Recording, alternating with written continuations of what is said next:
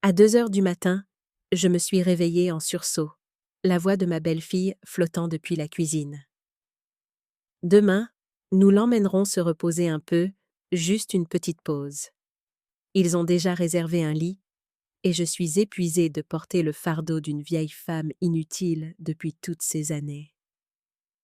Je me suis figée derrière l'embrasure de la porte, ma main agrippant le mur jusqu'à ce que mes jointures blanchissent. Du repos? Non, une maison de retraite. Chaque mot qu'elle prononçait tombait comme une lame, tranchant le lien familial auquel je m'étais sottement accrochée si longtemps.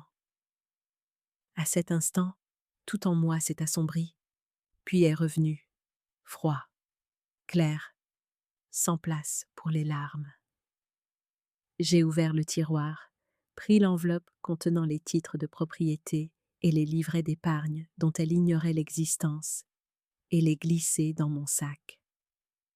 Lorsque la porte arrière s'est refermée dans un déclic et que le vent de la nuit m'a fouetté le visage, je me suis dit « Ce soir, je disparais, et un jour, ce sera elle qui suppliera pour me revoir. » Si vous écoutez encore, dites-moi d'où vous regardez.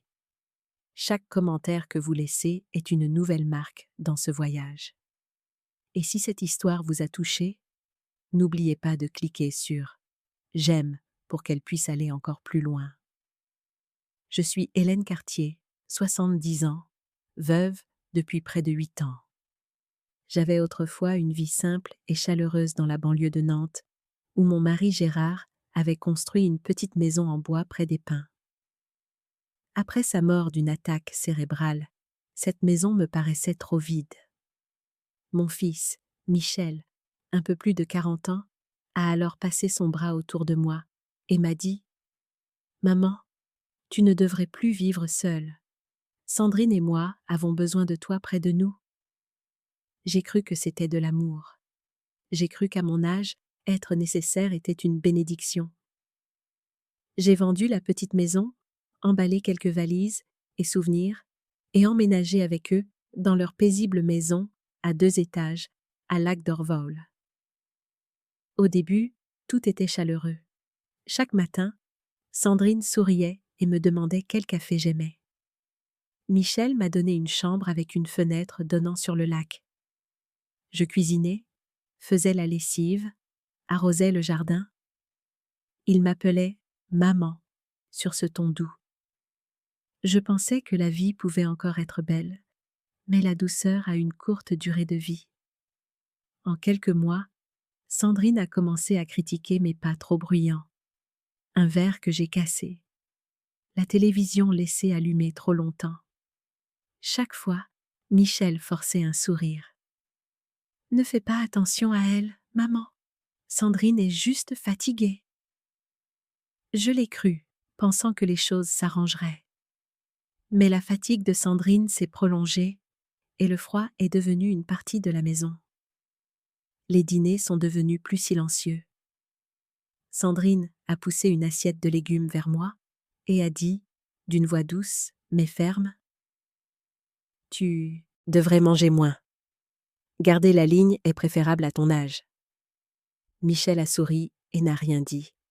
Je n'ai pas répondu. J'ai gardé la tête baissée et j'ai mangé. Je ne voulais pas créer de problème. J'avais peur que si je parlais, ce silence fragile se briserait. Puis un soir, alors que je pliais des couvertures dans le salon, je les ai entendus parler en bas. « Nous ne pouvons pas continuer comme ça, » a dit Sandrine. « Elle est lente, désordonnée et coûteuse. Nous avons besoin d'un autre plan. »« Je sais, » a dit Michel.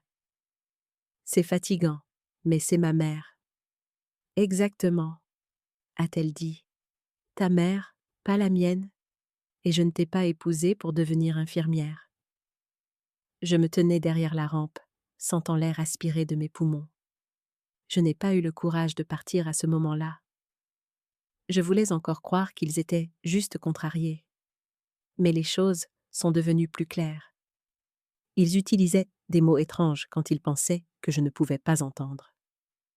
Établissement, lit disponible, dossier médical. Une fois, j'ai accidentellement entendu Michel au téléphone. Juste quelques jours pour qu'elle s'adapte à l'environnement. Je n'ai pas posé de questions. J'avais trop peur de la réponse. Ce soir, quand Sandrine a téléphoné et a dit « enregistrement », les dernières pièces se sont mises en place. Elle a dit à quelqu'un à l'autre bout du fil « Elle pense que c'est juste une visite. Une fois qu'on l'aura là-bas, ce sera plus facile de la convaincre. » Cette phrase a été le point final de ma dernière parcelle de confiance. Je suis retournée dans ma chambre et j'ai allumé la lampe de bureau. Tout était silencieux, seul le tic-tac de l'horloge. J'ai ouvert le tiroir et sorti l'enveloppe jaune que Gérard m'avait laissée avant de mourir. À l'intérieur se trouvaient des titres de propriété d'investissement, des livrets d'épargne et une copie de la fiducie appelée Fiducie Hélène Cartier. J'avais aussi une clé USB avec toutes mes informations financières, quelque chose dont Sandrine ignorait l'existence. J'avais encore une carte de crédit de retraite qu'il pensait annulée depuis longtemps.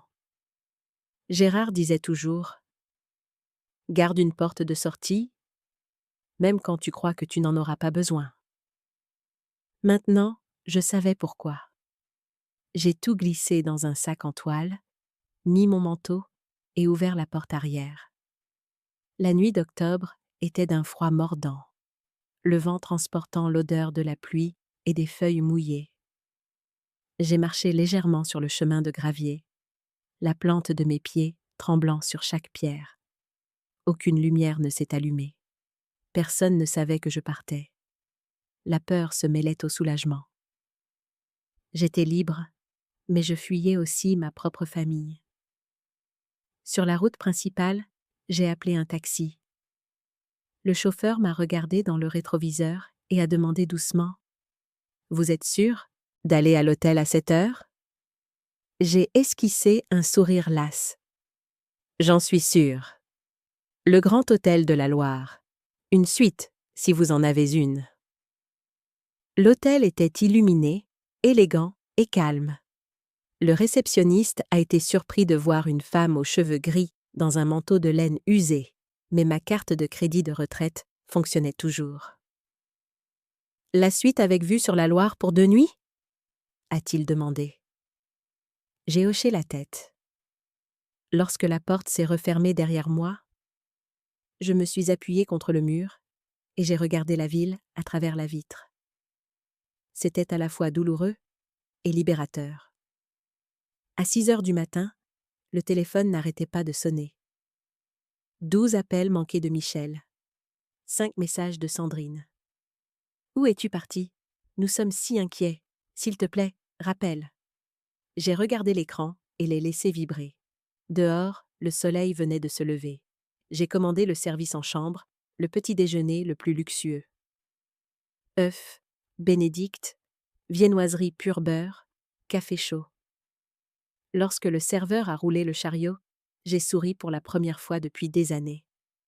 Je me suis assise près de la fenêtre, regardant la Loire scintiller d'or dans la lumière matinale. Chaque bouchée fondait lentement, mais à l'intérieur, je sentais un froid étrange. Le froid de la prise de conscience. Je n'avais plus de Fils, plus de belle-fille, plus de maison.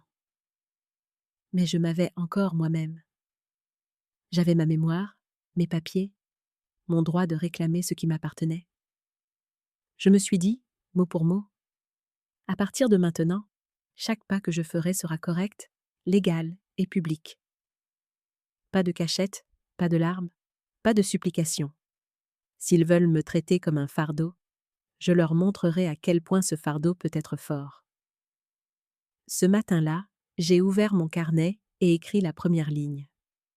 Jour 1 de la liberté. À faire, auditer mes finances, appeler Jonas Pierre, trouver mon propre logement. Un nouveau chapitre de ma vie commençait ainsi, dans la lumière pâle du matin, dans une ville encore endormie. Ce matin-là, je me suis réveillée lorsque les premiers rayons de soleil pâle ont traversé les rideaux blancs. Le bruit de la circulation du centre-ville de Nantes montait, mêlé au murmure de la Loire. Je me suis assise sur le bord du lit, une tasse de café chaud à la main, mon esprit tourbillonnant encore de la nuit dernière. Le sentiment de trahison était intact, mais pour la première fois depuis des années, je n'avais pas peur. Seulement une clarté tranchante. Je savais ce que je devais faire ensuite. Mon mari, Gérard Cartier, était discipliné jusqu'à la sécheresse. Il avait travaillé comme comptable pendant plus de 40 ans. Il n'avait jamais manqué d'équilibrer un grand livre un seul jour. De son vivant, il me disait « Hélène, ne laisse jamais personne d'autre détenir toutes les clés de ton coffre-fort. » J'avais l'habitude de rire, pensant qu'il s'inquiétait trop. Maintenant, cette habitude me sauvait. Gérard ne m'avait pas laissé une fortune, mais il avait laissé assez pour vivre de manière indépendante, sans me plier à personne. Ses investissements étaient répartis entre des fonds indiciels et des obligations municipales sûres. Après son décès, j'ai conservé ce portefeuille avec un conseiller financier en qui nous avions confiance depuis des années. Lorsque j'ai emménagé avec Michel et Sandrine, j'ai vendu ma petite maison de ville.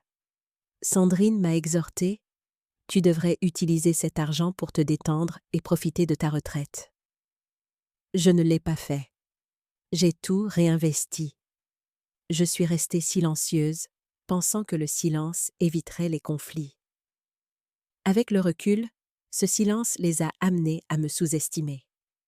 J'ai ouvert mon ordinateur portable et me suis connectée au compte d'investissement en ligne, une chose dont Sandrine ignorait l'existence. Les chiffres ont apaisé ma respiration. Le marché avait augmenté au cours de l'année écoulée. Le portefeuille était stable. Les gains seuls étaient suffisants pour que je vive confortablement le reste de ma vie, sans dépendre de personne. J'ai appelé mon conseiller, Patrick Laine. Il a reconnu ma voix. « Madame Cartier, tout va bien? Je n'ai pas eu de vos nouvelles depuis plus de 6 mois. » « Je vais bien, Patrick, mais je dois revoir l'ensemble du portefeuille et confirmer que j'ai un accès exclusif. » « Bien sûr, je peux vous envoyer le rapport ce matin. » J'ai souri. Tant que j'étais aussi lucide et vivante, je ne laisserai plus personne signer un seul papier pour moi. Lorsque le rapport est arrivé, j'ai lu chaque page lentement, marqué les éléments que j'avais oubliés, les dividendes programmés pour être réinvestis, les obligations approchant de leur échéance. Chaque ligne me disait que j'avais encore le pouvoir d'agir, la force qu'ils pensaient m'avoir enlevée. Ensuite, j'ai appelé la banque où Gérard et moi conservions un coffre-fort. L'employé a tout de suite reconnu mon nom. « Madame Cartier, oui, nous avons toujours le coffre à votre nom.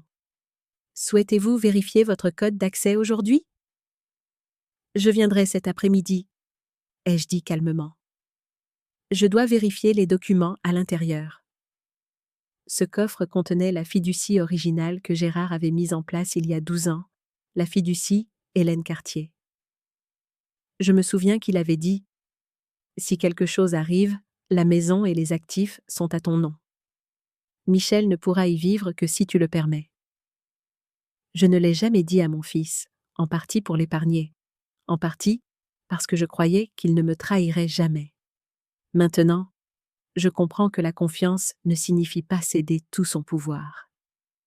Je me suis assise devant le miroir, mon visage éclairé par la lumière du matin.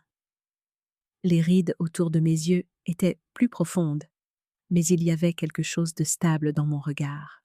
J'avais été la femme de Gérard Cartier, un homme qui restait droit face à n'importe quelle tempête. Je ne laisserai pas mon fils, ou qui que ce soit d'autre, me transformer en quelqu'un qui tremble pour obtenir de la pitié. À midi, j'ai appelé Jonas Pierre, un avocat spécialisé en droit des aînés. Il avait aidé Gérard à finaliser son testament à l'époque, sévère mais juste. « Jonas, c'est Hélène Cartier. J'ai besoin de vous voir dès que possible. » Sa voix était basse, inquiète. « Qu'est-ce qui se passe, Hélène? Un problème de famille? » J'ai dit doucement, et je pense que je vais avoir besoin de me protéger. Nous avons fixé un rendez-vous pour le lendemain après-midi. J'ai imprimé des copies de tout ce que j'avais trouvé et les ai arrangées dans un dossier noir. En préparant, j'ai trouvé un vieux carnet où j'écrivais chaque fois que je me sentais blessée. Au cours des 6 derniers mois, j'avais consigné presque tout ce que Sandrine avait fait. La façon dont elle éloignait mon assiette, le dédain dans ses yeux, et les fois où elle disait à Michel « Ta mère devient difficile ». Je n'avais pas réalisé que ces lignes deviendraient mon épreuve.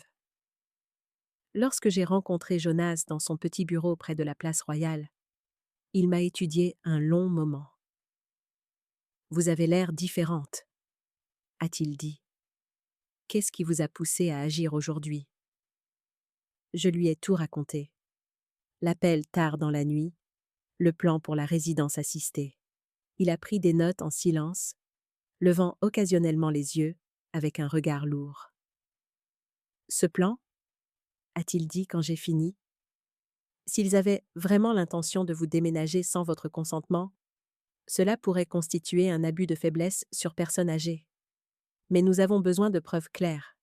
D'abord, restez en sécurité. Pas de confrontation, pas de contact direct. Faites tout passer par moi. » J'ai hoché la tête. Il a continué. « Avez-vous encore les documents originaux ? » « Tout est là. » J'ai posé le dossier sur son bureau. Jonas l'a ouvert. Ses yeux se sont légèrement éclairés. « Bien, Gérard était méticuleux. Cette fiducie est un bouclier juridique solide. Votre fils ne peut pas intervenir sans votre permission. » Ces mots m'ont apporté une paix rare. Pour la première fois depuis longtemps, je ne me sentais pas acculée. « Je vous enverrai un guide sur les droits à la vie privée financière, » a-t-il ajouté. « Et Hélène, je sais que vous êtes en colère, mais ne laissez pas la colère vous guider. Laissez la loi faire son travail. »« Je comprends, » ai-je dit. « Je veux juste recommencer de la bonne manière. » Cet après-midi-là, je suis retournée à l'hôtel et je me suis assise près de la fenêtre. La ville s'illuminait, les phares des voitures traçant des lignes sur les rues mouillées.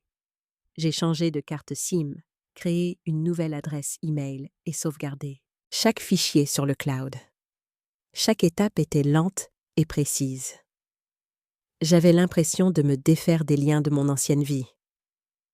Ce soir-là, j'ai appelé Paul Henry, un agent immobilier de luxe et une vieille amie de Gérard. Nous avions déjeuné quelquefois quand il était encore en vie. Sa voix était aussi vive que jamais.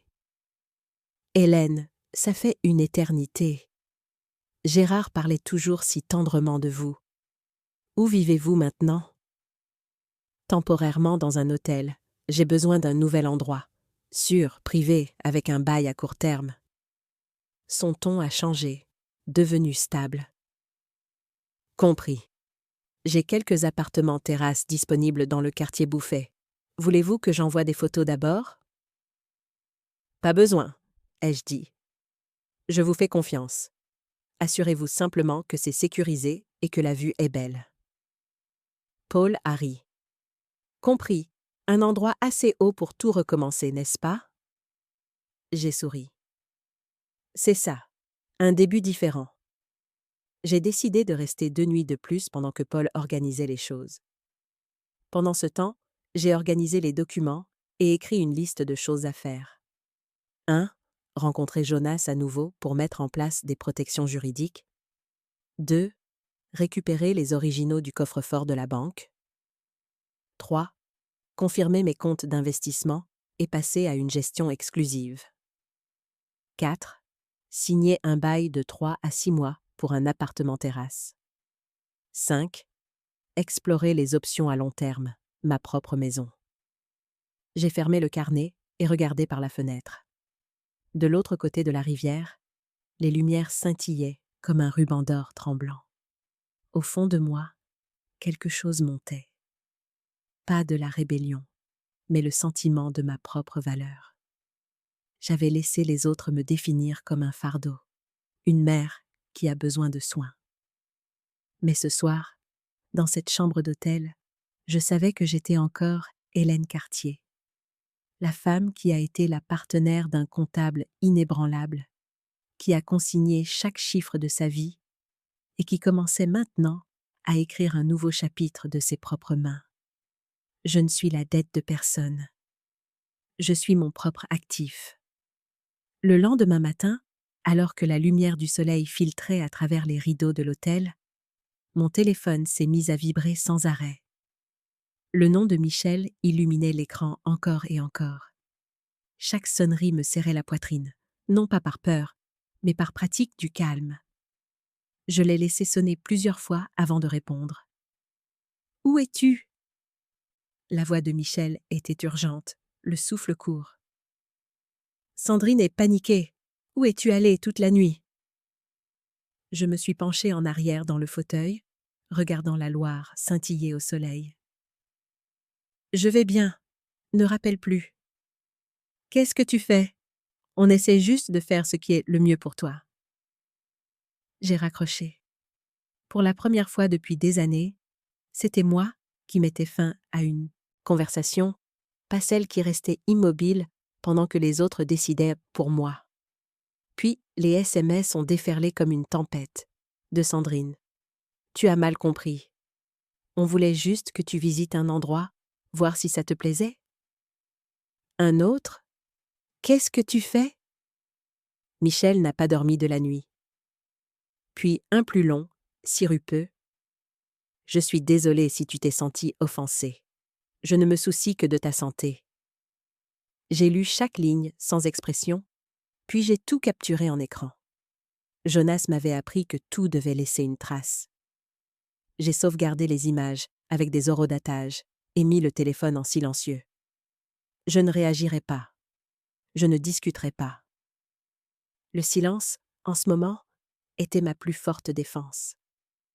À midi, la réception de l'hôtel a appelé pour dire que quelqu'un de la police de Nantes voulait vérifier quelque chose. Une voix masculine polie s'est fait entendre. « Madame Cartier, votre fils a signalé votre disparition. Nous avons juste besoin de nous assurer que vous êtes en sécurité. »« Je suis tout à fait en sécurité, » ai-je dit calmement. « J'ai quitté la maison volontairement et je suis pleinement lucide. Si nécessaire, je peux signer une déclaration. » Il a hésité. « Oh oui, madame. Je ne pense pas que ce sera nécessaire. Merci d'avoir clarifié. » Quand l'appel s'est terminé, j'ai laissé échapper un petit rire. En une nuit, j'étais passée de dépendante à disparue. Drôle comme le monde étiquette une femme dès qu'elle cesse de se conformer. Cet après-midi-là, Jonas a rappelé. Je lui ai tout raconté, les appels, les SMS, la police. Il a dit fermement « Notez chaque date et heure, le contenu et le ton. Nous avons besoin d'un journal complet des événements. » Je l'ai déjà fait, ai-je dit. J'ai même des captures d'écran. Parfait, a-t-il répondu, l'air soulagé. Maintenant, reposez-vous. Votre calme est votre plus grande force, Hélène. J'ai éteint le téléphone et décidé de consacrer le reste de la journée à moi-même. J'ai réservé une séance au spa de l'hôtel. Quand la styliste m'a demandé ce que je voulais, j'ai dit « propre, léger et confiant ». Quand le miroir m'a montré la nouvelle coupe, des cheveux argentés courts, un visage clair, un regard stable, j'ai à peine reconnu la femme effacée qui avait autrefois vécu tranquillement dans la maison de son fils. Après le spa, je suis montée au 20e étage pour un brunch. Le restaurant était calme, juste du piano et l'odeur du café torréfié. Je me suis assise près de la fenêtre, j'ai sorti mon carnet et j'ai commencé à écrire. J'ai consigné les 5 années passées dans cette maison. Les matins où on me disait « Ne viens pas dans le salon quand nous avons des invités ». Les dîners que je mangeais seule. Les fois où Sandrine me rappelait gentiment « Tu n'as pas besoin de payer la facture d'électricité. On s'en occupe. » Comme si j'étais une dette à porter, ligne par ligne. Pas pour me plaindre, mais pour voir clairement. Quand j'ai eu fini, j'ai marqué les dates importantes. Le mois où Sandrine a cessé de me cuisiner une portion. Le jour où Michel a cessé de m'appeler « maman ». la première nuit où ils ont discuté d'un plan à long terme. Ces petits détails étaient maintenant la preuve de la façon dont une mère avait été mise à l'écart de sa propre vie. Quand j'ai posé le stylo, je me suis sentie plus légère. Quelque chose changeait. Pas de la douleur, mais de l'appropriation. Pour la première fois depuis des années, je sentais que je pouvais respirer sans demander la permission. En début d'après-midi, j'ai appelé Paul. Sa voix débordait d'énergie. « Hélène, j'ai 3 appartements terrasses qui correspondent parfaitement. Tous ont un concierge 24h/24 et 7J7 et des caméras de sécurité privées. L'un est dans le quartier des affaires, vue sur la Loire. Très calme. »« Bien, » ai-je dit. « Je veux les voir dès que possible. Prioriser celui qui a une serrure électronique privée et le garage le plus sûr. »« Compris. Je programmerai les visites pour demain. Je sais que vous cherchez un vrai commencement. » « Non. » J'ai souri. Je ne cherche pas un commencement. Je reprends la partie de ma vie qu'il pensait avoir prise. Plus tard, je me suis arrêtée à la boutique du hall de l'hôtel. Une lumière dorée et chaude sur des planchers de bois, une pointe de parfum dans l'air. J'ai choisi un tailleur gris fumé, simple, élégant, et une écharpe en soie violette douce. La couleur dont Gérard disait qu'elle me donnait l'air plus forte. Le regard de la vendeuse était respectueux, bien loin de la pitié à laquelle je m'étais habituée. Quand je l'ai essayé, je me suis regardée dans le miroir. La femme se tenait droite, calme, avec un léger sourire. « Je vous l'emballe » a demandé l'employé. « Non, » ai-je dit, d'une voix légère mais ferme. « Je vais le porter maintenant. » De retour dans la chambre, j'ai accroché mon vieux manteau de laine dans la valise et j'ai enfilé le nouveau tailleur. La lumière de l'après-midi attrapait le violet de l'écharpe comme une traînée de luminosité. J'ai pris une photo dans le miroir, non pas pour me montrer, mais pour me souvenir que c'est le moment où Hélène Cartier est revenue. Ce soir-là, j'ai écrit un email à Jonas. J'ai rapporté chaque détail des dernières 24 heures. Les appels, les SMS, la police, mon nouveau numéro, le projet de location. À la fin, j'ai tapé une courte ligne. Demain, je veux discuter d'une action publique. Je l'ai relu plusieurs fois. Action publique résonnait dans ma tête, non pas comme une menace, mais comme une promesse. Je ne fuirai pas. J'affronterai cela avec la raison, avec la vérité et avec la loi. Quand j'ai fermé l'ordinateur portable, j'ai ouvert la fenêtre et j'ai respiré, et profondément. La ville en bas était encore animée. Les lumières ondulaient sur la rivière comme des brins de diamant. J'ai appuyé mon front contre la vitre et j'ai vu mon reflet. Un visage plus âgé, oui, mais des yeux plus brillants que jamais. Demain, je rencontrerai Jonas et je lui dirai que je suis prête. Prête pour un plan que je n'aurais jamais pensé avoir le courage d'exécuter. Non pas par vengeance, mais pour réclamer le statut d'une personne digne. Et quand demain viendra, je saurai que l'ancienne Hélène Cartier est vraiment partie. Le lendemain matin, un fin voile de brouillard couvrait le ciel de Nantes. Je me tenais à l'entrée de l'hôtel avec Paul, un café à emporter à la main, me sentant à la fois nerveuse et en paix. Elle portait un tailleur crème, ses cheveux en un chignon soigné, son sourire éclatant. « C'est un bon jour, » dit-elle. « J'ai 3 appartements terrasses à vous faire voir. Un dans le quartier Bouffet, un près du quartier des affaires, et un sur la rive sud, avec vue directe sur la Loire. Je pense que vous aimerez le 3e. » J'ai souri. Commençons par là. Sa voiture a glissé dans les rues brumeuses. Quand nous sommes arrivés, j'ai levé les yeux vers l'immeuble Astéria, qui brillait contre un ciel gris. Le concierge s'est incliné poliment alors que nous entrions. L'ascenseur nous a emmenés au 27e étage et les portes se sont ouvertes sur un espace lumineux et aéré, baigné de lumière naturelle. L'appartement était moderne mais chaleureux. Planchers en noyer, murs blancs, baies vitrées du sol au plafond. Du balcon, J'ai vu la courbe de la Loire en contrebas, l'eau brillant d'un éclat argenté dans la matinée. De là-haut, la ville semblait plus petite, et le bruit du passé semblait s'estomper. « Qu'en pensez-vous » demanda doucement Paul. Je suis restée silencieuse quelques secondes, absorbant la vue. Je ressens une paix, quelque chose que j'avais oublié depuis longtemps. Nous avons traversé une chambre principale avec des stores automatisés, une cuisine ouverte sur le salon, un petit coin bureau avec des étagères en chêne. Tout était juste ce qu'il fallait. Pas tape à l'œil, pas froid, simple et stable comme la façon dont Gérard avait toujours choisi de vivre. Je me suis tournée vers Paul. Je le prends. Bail à court ou à long terme. 6 mois pour commencer? Je paierai d'avance. Ses sourcils se sont légèrement haussés.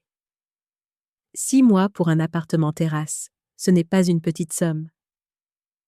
J'ai souri. Je sais, mais je ne suis pas aussi pauvre qu'il le pense. Quand les documents de dépôt ont été imprimés, j'ai sorti ma carte bancaire personnelle de mon portefeuille, celle liée au compte que j'avais gardé depuis que Gérard était en vie. La banque a confirmé la transaction immédiatement.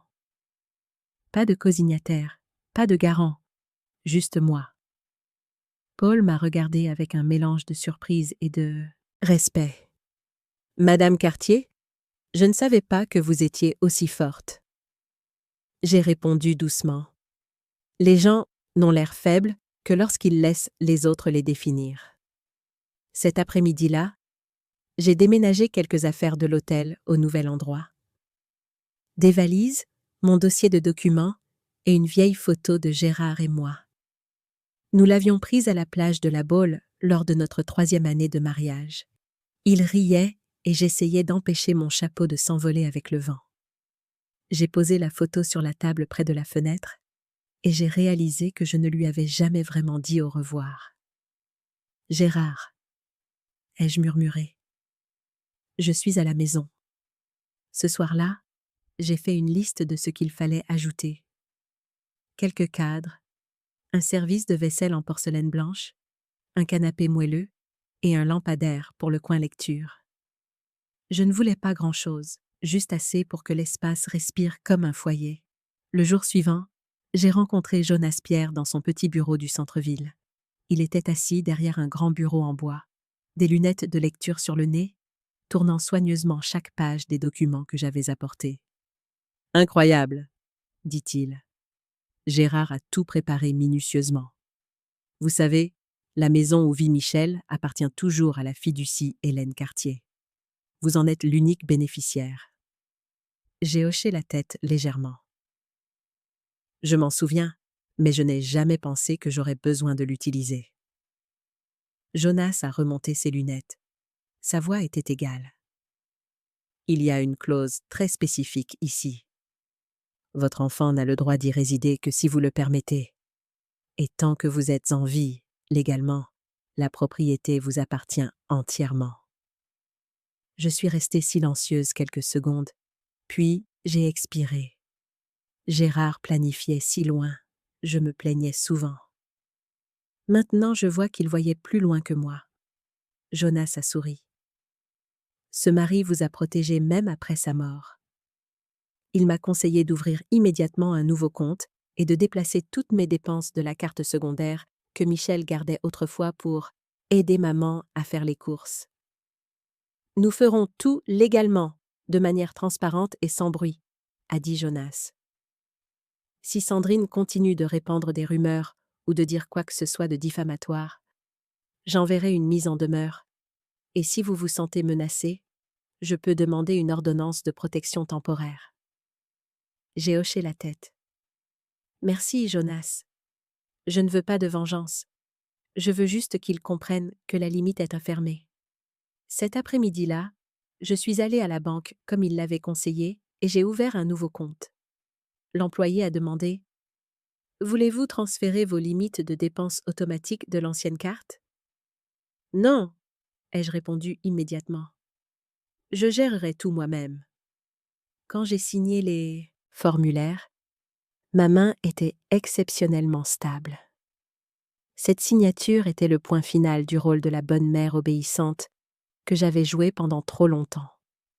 De retour à l'appartement terrasse, j'ai fait installer des caméras et une sonnette vidéo par un technicien. Ils ont passé près de 2 heures à finir, à tester la connexion et à me montrer l'application sur le téléphone. J'ai également engagé un gardien de nuit pour la première semaine, au cas où Michel se présenterait à l'improviste. Ce soir-là, Paul est passé avec un grand sac en tissu. « Je vous ai apporté ceci » dit-elle, révélant une magnifique robe vert émeraude. Du satin italien, une coupe simple, un élégant col en V. « Je pense que vous devriez avoir quelque chose comme ça pour votre prochaine apparition. » J'ai touché le tissu et j'ai souri.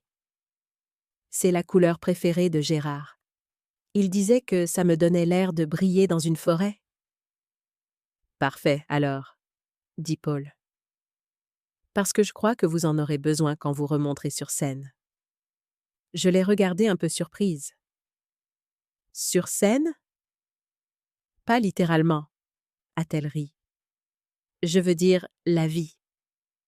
Je pense que vous êtes sur le point de faire un retour que cette ville n'oubliera pas. » Après son départ, j'ai accroché la robe près de la fenêtre, de sorte que les lumières de la nuit brillaient à travers le tissu doux. Le vert scintillait dans l'obscurité comme une promesse silencieuse de ce qui allait arriver. Avant de me coucher, j'ai préparé une tasse de camomille, posé mon téléphone sur la table et désactivé toutes les notifications. Pour la première fois depuis des mois, je n'ai pas entendu de pas furtifs dans un couloir ou des voix parlant dans mon dos.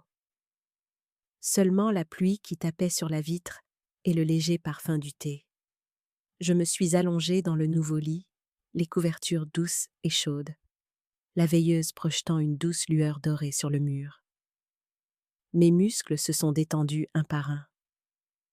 J'ai fermé les yeux, respiré profondément, et je me suis endormie. Cette nuit-là, j'ai dormi 8 heures complètes, le premier sommeil depuis des années, non interrompu par le bruit des pas prudents de quelqu'un devant ma porte. Et quand l'aube a inondé la pièce, j'ai su que l'ancienne porte s'était refermée pour de bon. Un après-midi de semaine, j'étais assise près de la fenêtre de l'appartement terrasse avec une tasse de thé lorsque Paul a appelé. Sa voix était enjouée, avec cette pointe de malice familière. « Hélène, j'ai une idée. Le salon privé de l'immobilier de cette année cherche des conférenciers invités, des personnes ayant une expérience personnelle réelle en matière de finances. Ils veulent que vous partagiez comment vous êtes devenue financièrement indépendante à 70 ans. Je pense que vous devriez dire oui. » J'ai gloussé. Ça a l'air tentant, mais je n'accepterai que si la salle inclut des personnes qui pensaient autrefois que je dépendais d'elles. Paul a éclaté de rire. « Oh, je vois. Vous voulez un public spécial ? Le genre de famille qui s'incruste habituellement à la fête sans y être invité. »« Non !» ai-je dit. « Je veux qu'ils soient invités sur du papier cartonné élégant avec la ligne. Opportunité d'investissement avec la génération dorée. Apprenez de ceux qui ont réussi. » Paul est restée silencieuse quelques secondes, puis a ri à nouveau. « Eh bien, Hélène, vous construisez un piège juridique parfait. Je m'occuperai de la liste des invités. Ils ne se douteront de rien. Un événement d'investissement attrayant, du vin gratuit, et l'orateur principal est la personne qu'ils appelaient autrefois un fardeau. » Après cet appel, mon sang ne faisait qu'un tour, non pas de colère, mais de contrôle. Pour la première fois depuis des années, je n'étais pas poussée dans un scénario écrit par quelqu'un d'autre. Je tenais le scénario, et chaque ligne était légale, polie et impossible à déformer. Le lendemain après-midi, j'ai rencontré Jonas pour passer en revue les détails. Il a posé un dossier et m'a regardé avec une approbation prudente. « Soyons clairs, Hélène, » a-t-il commencé. « Vous pouvez raconter votre histoire, mais vous ne pouvez nommer personne directement. Ni Sandrine, ni Michel. N'importe qui pourrait vous poursuivre en justice si vous les rendez identifiables. Nous nous en tenons aux événements, pas aux individus. Je comprends, ai-je dit. Je n'ai pas besoin de nom. La vérité parlera d'elle-même. Nous avons rédigé le plan ensemble. J'ai choisi le sujet, 5 leçons sur l'indépendance financière après 60 ans. Jonas a hoché la tête, disant que c'était subtil et substantiel. J'ai écrit l'introduction. Je pensais que l'amour signifiait tout donner, jusqu'à ce que je réalise que lorsque vous donnez tout, les gens oublient que vous avez jamais eu quelque chose. Jonas a levé les yeux et a hoché la tête. Vous dites la vérité, mais avec la voix d'une gagnante, pas d'une victime. Gardez ce ton. J'ai passé 2 jours à créer les diapositives. Chaque page était une courte phrase avec des visuels légers. 1. Personne ne gère votre argent mieux que vous. 2. Gardez au moins un compte que vous êtes la seule à connaître. 3. L'amour ne signifie pas signer tous les papiers. Et 4. L'indépendance financière est la forme la plus claire de respect de soi. 5. L'âge ne limite pas un nouveau départ. Quand j'ai eu fini, j'ai étudié chaque ligne à l'écran et j'ai eu l'impression de m'instruire à nouveau. Ces leçons étaient du sang, des larmes et un éveil. Ce soir-là, j'ai appelé la banque pour demander une lettre de capacité financière, ne montrant pas les soldes, mais confirmant que je suis une cliente prioritaire et qualifiée pour investir. Le directeur a reconnu ma voix. Madame Cartier, vous êtes toujours une cliente de niveau signature. Je ferai envoyer la lettre de confirmation le matin. Merci, ai-je dit. Je veux juste que quelques personnes sachent que je ne suis pas aussi pauvre qu'elles le pensent. L'associé a ri doucement. Je pense qu'ils sont sur le point de le croire. Le lendemain matin, j'ai appelé Paul pour demander quelques détails sur l'événement. Je veux 3 dossiers sur la table d'exposition, 3 lettres d'intention, des engagements d'investissement temporaires pour 3 types de biens. Un appartement en centre-ville, une maison de banlieue et un petit espace commercial. Juste imprimé avec des tampons de vérification. Paul a eu le souffle coupé. Allez-vous vraiment signer des investissements lors de l'événement? Je n'ai pas besoin d'investir. J'ai souri. J'ai juste besoin de prouver que je peux le faire. Certaines personnes choisissent la vengeance alimentée par la colère. Je choisis la loi et le sang-froid. Qu'est-ce qui, selon vous, rend une personne plus forte? Le silence ou la confrontation? Partagez-le avec moi dans les commentaires. Je crois que chaque réponse est une voie pour le respect de soi. Jonas a entendu le plan et a souri. Une frappe légale et visuelle. Personne ne peut poursuivre une personne pour être assez riche pour donner l'exemple. J'ai aussi veillé à ce que l'équipe de tournage privée de Paul, et non les médias officiels, enregistre l'intégralité de l'événement. Si nécessaire, ai-je dit. Ces images prouveront que j'ai raconté mon histoire sans diffamation. Paul a hoché la tête. Compris. Vous êtes la stratège la plus méticuleuse avec qui j'ai jamais travaillé. Quand tout a été prêt, les invitations ont été envoyées. J'ai soigneusement choisi la liste des invités. Des investisseurs familiers, quelques vieux amis de Gérard, et bien sûr, Michel et Sandrine. Ils ont reçu du papier épais et des enveloppes scellées à la cire avec l'en-tête élégant. Invitation exclusive, soirée privée d'investissement immobilier. Je savais que Sandrine ne résisterait pas. Elle avait soif de statut et d'apparence. Un événement haut de gamme avec des investisseurs sérieux. Elle viendrait, sinon par curiosité, du moins pour se prouver. 2 jours plus tard, Michel a envoyé un court texto. « Sais-tu qui nous a invités ?» J'ai regardé l'écran et répondu simplement « Oui ». 2 mots suffisants pour lui dire que je n'évitais plus rien. Ce soir-là, Sandrine a laissé un message vocal. « Je ne veux que ce qu'il y a de mieux pour toi. Je suis désolée si je t'ai contrarié. Pouvons-nous parler ?» J'ai écouté, le téléphone toujours à mon oreille, mes lèvres immobiles. Sa voix était aussi douce que jamais, mais j'entendais la peur à l'intérieur. J'ai sauvegardé le message dans un dossier nommé « Preuve ». Cette nuit-là, je me suis assise, seule à la petite table de la salle à manger, une lumière chaude sur le mur. Sur la table se trouvait l'invitation imprimée, le jeu de diapositives et la robe émeraude que Paul avait apportée la semaine précédente. J'ai touché le tissu et j'ai souri. Gérard disait « Cette couleur te va bien. Elle donne l'impression aux gens que tu sais exactement qui tu es. » Maintenant, je le sais. Je sais qui je suis, ce que j'ai et ce qu'ils sont sur le point d'affronter. Je ne les déteste pas. Je ne veux pas me déchaîner avec des larmes. Je veux juste qu'ils voient trop la femme qu'ils ont méprisée, debout sous des lumières vives, parlant de respect de soi, d'indépendance et de la vraie valeur d'une personne. J'ai regardé par la fenêtre les lumières de la ville se reflétant sur la rivière. Une légère brise est entrée, soulevant une petite note que j'avais laissée sur la table, à l'encre bleue, écrite quelques jours auparavant. « Tu n'as pas besoin de te battre en criant.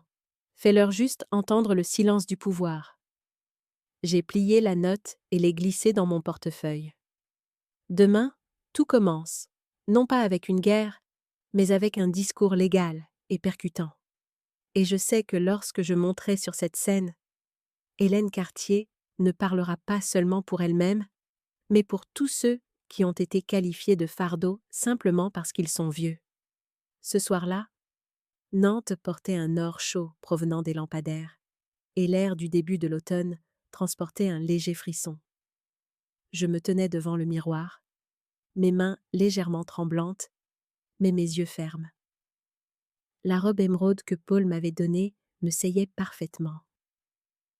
Le satin brillait doucement sous la lumière, comme une armure douce, non pas pour combattre qui que ce soit, mais pour protéger la dignité qui restait après des années de silence. J'ai vaporisé une touche de parfum ambré que Gérard aimait, et j'ai mis des boucles d'oreilles en perles. Quand j'ai quitté l'appartement, mon ombre s'étirait longuement dans le couloir sombre. À 70 ans, je ne suis pas jeune, mais je ne me suis jamais tenue aussi droite. Paul m'attendait dans le hall en tailleur noir et chemise blanche. « Prête ?» demanda-t-elle avec un sourire éclatant et nerveux. « Je suis née prête pour ça, » ai-je dit. Le salon se tenait dans la salle de bal du Grand Hôtel de la Loire, où j'allais avec Gérard pour des conférences de comptabilité. Lustres en cristal, moquette épaisse, vin rouge attendant à la réception. Un peu plus d'une centaine d'invités, des investisseurs, des courtiers, quelques visages familiers des médias. Mais j'ai cherché un coin, côté droit, 4e rangée, où Michel et Sandrine venaient de s'asseoir. Elle portait une robe rouge, un maquillage complet, une confiance oscillant sur le forcé. Michel était assis droit, les yeux fuyants, comme s'il ne savait pas s'il devait avoir honte ou être fier. Je n'ai pas détourné le regard. J'ai croisé leurs yeux et j'ai hoché la tête. Ils n'ont pas répondu. Quand le micro s'est allumé, les lumières se sont centrées sur le podium en bois. L'animateur a souri. Mesdames et messieurs, l'oratrice spéciale de ce soir est une investisseuse chevronnée qui prouve que l'indépendance financière n'est pas réservée aux jeunes. Veuillez accueillir Madame Hélène Cartier. Applaudissements polis. J'ai marché vers la scène avec un petit sourire. Les lumières ont attrapé le verre de ma robe et la salle est restée silencieuse un instant. J'ai posé ma main sur le podium et j'ai pris une longue inspiration. « Bonsoir à tous », ai-je commencé, la voix claire et stable. Je veux parler de deux choses qui ne semblent pas liées, l'indépendance financière et le prix du silence. La salle s'est calmée. Je me suis écartée pour que les lumières encadrent mon visage. Je croyais que le bonheur à un âge avancé signifiait vivre près de ses enfants. J'ai vendu la petite maison où mon mari et moi avons vécu pendant 30 ans pour emménager avec la famille de mon fils. J'imaginais des rires tous les soirs, des dîners chaleureux, des matins à préparer le café ensemble. Puis un jour, j'ai réalisé que j'avais été effacée de la table. Quelques chuchotements. J'ai continué. Pas par des disputes ou un rejet ouvert, juste moins de chaises avec le temps, moins d'assiettes mises pour moi. Repose-toi un peu plus. Ne te surmène pas. Ce genre de phrase. Et une nuit, j'ai surpris une conversation. Kelkuno a dit « Demain matin, on l'emmènera visiter un endroit sympa. Ils ont déjà réservé un lit. » J'ai fait une pause, laissant le silence s'étirer. La pièce semblait plus froide. J'ai jeté un coup d'œil à Michel, la tête baissée, Sandrine agrippant son verre de vin. J'ai continué, la voix stable. Cet endroit sympa, comme vous le savez, était une résidence pour personnes âgées. Et j'ai compris alors que certains silences coûtent très cher. J'étais silencieuse quand il parlait pour moi, dépensait pour moi, décidait pour moi. Jusqu'à ce que je doive me demander, si je ne parle pas, qui parlera pour moi? Les lumières se sont adoucies. J'ai cliqué sur la diapositive suivante.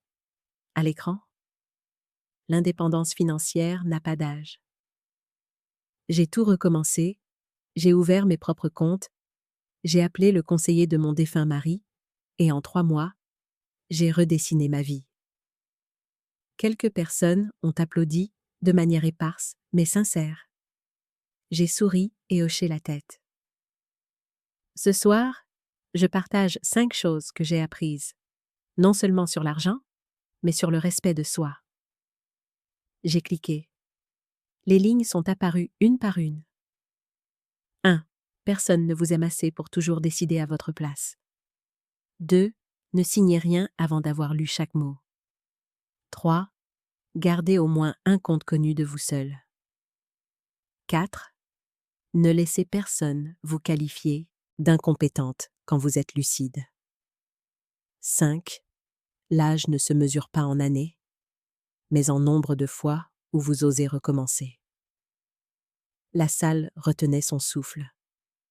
J'ai fait une pause, puis j'ai ajouté, d'une voix plus basse et plus profonde. Et aujourd'hui, je partagerai une chose de plus. J'ai versé des acomptes sur 3 propriétés. Un appartement en centre-ville, une maison de banlieue et un petit espace commercial.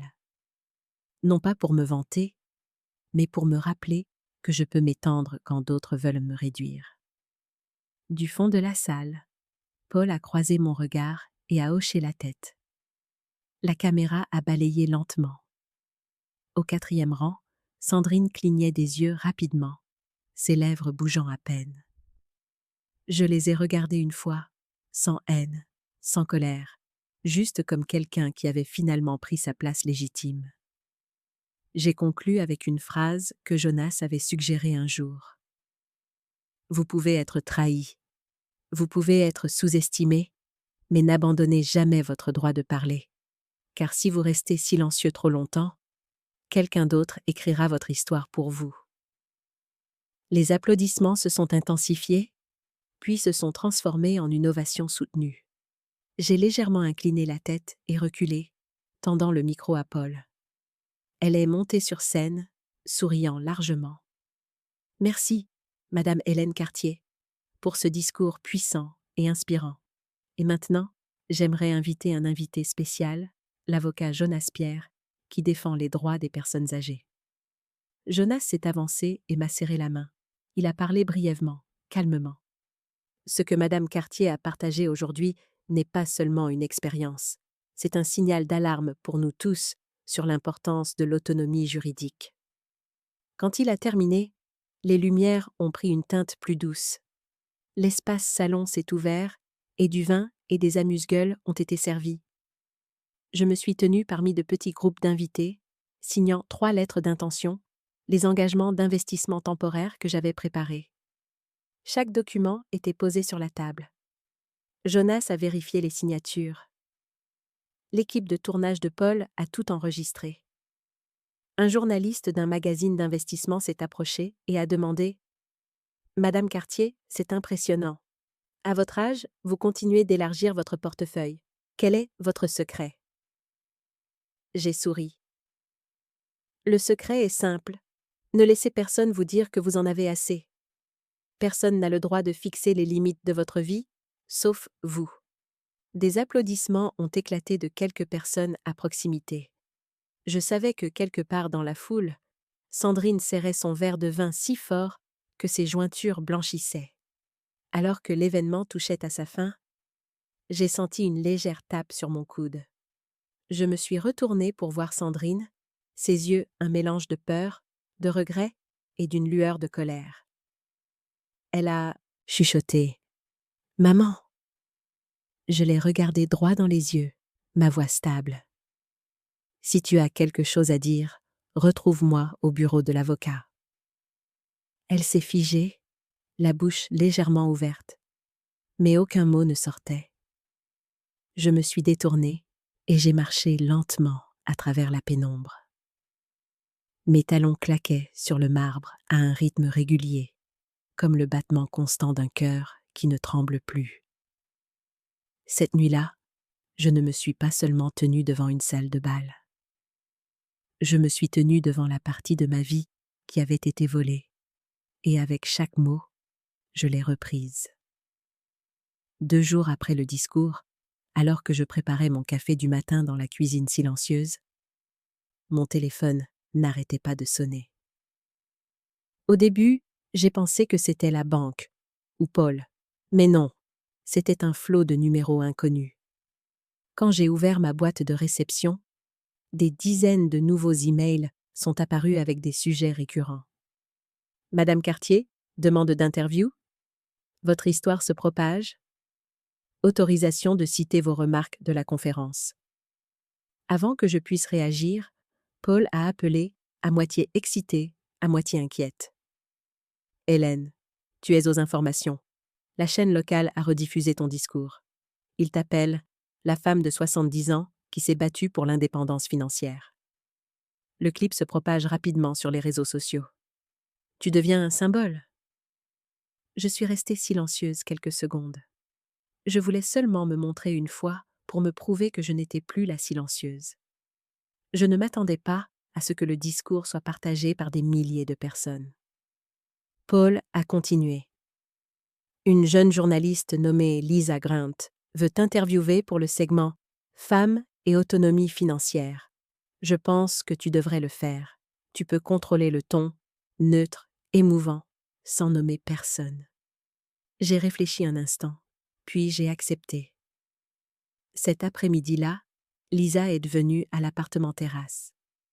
Elle avait une trentaine d'années, petite, les cheveux bruns attachés en arrière. En entrant, elle a regardé la pièce lumineuse et ouverte avec admiration. « C'est magnifique !» a-t-elle dit. « Et paisible ?» J'ai souri. J'ai payé un prix élevé pour cette paix. L'interview était douce. Lisa n'a pas demandé de nom, ni creusé le scandale.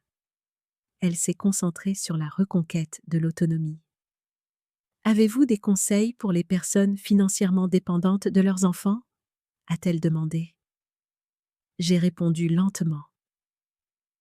Je ne suis pas contre le fait de vivre près de ses enfants, mais l'amour ne signifie pas laisser quelqu'un d'autre décider de votre valeur. Tout le monde a besoin de limites, financières et émotionnelles. Quand vous perdez ces limites, vous perdez votre voix. Elle a diffusé cette réponse sans coupure aux informations du soir le lendemain. J'étais assise dans mon salon, entendant ma propre voix à travers l'écran, calme, claire, non amère. Je n'avais plus peur. J'avais parlé pour les années où j'étais restée silencieuse. Et peut-être pour beaucoup d'autres mis de côté qui n'osent pas parler. Mais alors, aussi naturellement que la lumière se propage, l'obscurité tente de repousser. Le lendemain matin, mon téléphone a vibré sans arrêt.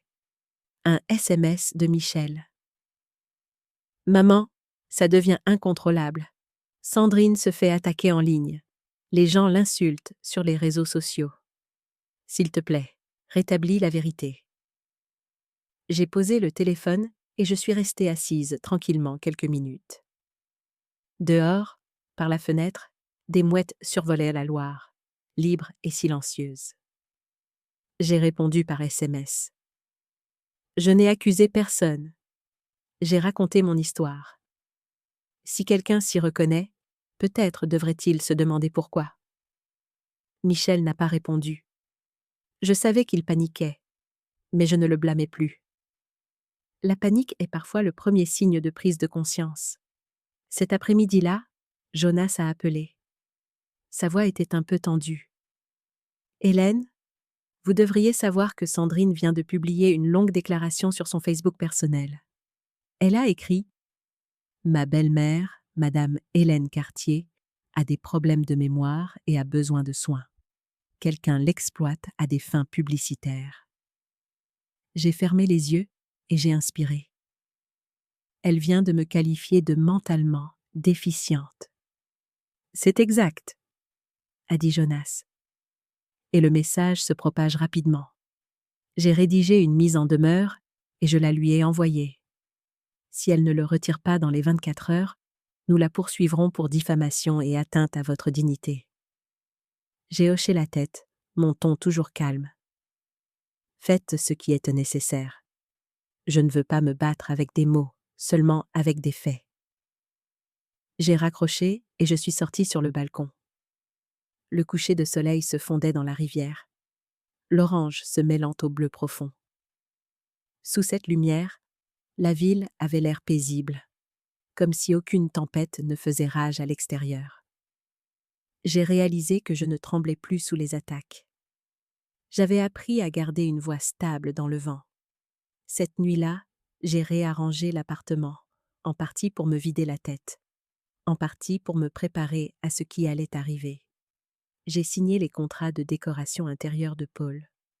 Un ensemble en cuir gris fumé, une nouvelle bibliothèque, quelques plantes vertes. Lorsque l'équipe de livraison est arrivée, ils ont demandé « Dans quelle direction le canapé doit-il être orienté pour capter la lumière du matin ?»« Vers l'est, » ai-je dit. « Je veux voir le soleil avant de voir qui que ce soit. » Dans les jours qui ont suivi, j'ai pris une nouvelle habitude. Marcher le long de la Loire chaque matin de bonne heure. Je portais un petit carnet, notant parfois quelques lignes sur des petites choses que j'avais oubliées. L'odeur du café, matinale. Le vent s'insinuant dans mon manteau. Je voulais me rappeler que la liberté n'est pas d'être bruyant, mais de bouger à son propre rythme. Un matin, alors que je marchais sur le chemin de pierre au bord de la rivière, mon téléphone a sonné. Une voix masculine mesurée s'est fait entendre. « Madame Cartier, je suis Raoul Navarro, un journaliste d'investigation pour le Chronique de l'Ouest. Je pense que j'ai quelque chose que vous devez voir. » Je me suis arrêtée en plein chemin. Quelque chose que je dois voir ? Oui. J'enquête sur des stratagèmes de fraude financière qui ciblent les personnes âgées. Votre nom apparaît dans certains documents que j'ai obtenus. Je ne peux pas expliquer par téléphone, mais croyez-moi, cela vous concerne directement, vous et votre famille. Un frisson m'a parcouru l'échine, mais ma voix est restée égale. Quand voulez-vous nous rencontrer ? Demain, si possible. Je peux venir à votre appartement, mais je recommande la présence de votre avocat. Bien, ai-je dit. J'appellerai Jonas. J'ai raccroché et j'ai fixé l'eau calme. Le ciel était plus gris que d'habitude et mon cœur aussi. Je savais qu'à partir de ce moment, les choses avaient dépassé le cadre de la famille et des sentiments. La nuit précédant la réunion, je n'ai pas pu dormir. Je me suis assise à la table et j'ai ouvert mon vieux carnet en cuir, celui où j'avais consigné 5 ans dans la maison de Michel. Je l'ai réécrit soigneusement, comme une déclaration sous serment, sous forme de journal. Le jour où Sandrine a cessé de me préparer le dîner, la première fois que je les ai entendus utiliser le mot « solution », La nuit où ils ont discuté de la visite de repos, chaque SMS, chaque affront, chaque minuscule détail consigné. J'ai écrit pendant près de 4 heures. Chaque mot refermait une vieille blessure et érigeait également une clôture autour de la vérité. Quand j'ai eu fini, j'ai posé le stylo et j'ai pris une profonde inspiration. Je n'étais plus celle qui fuyait. Avant de me coucher, j'ai regardé autour de la pièce silencieuse. Tout était à sa place, du fauteuil au tableau en passant par la photo de Gérard. J'ai murmuré « Tu vois, Gérard ? Tout va bientôt s'éclaircir. Cette fois, je ne laisserai personne réécrire notre histoire. » Dehors, la ville dormait. J'ai tiré les rideaux pour qu'un peu de lumière de la rue effleure la pièce.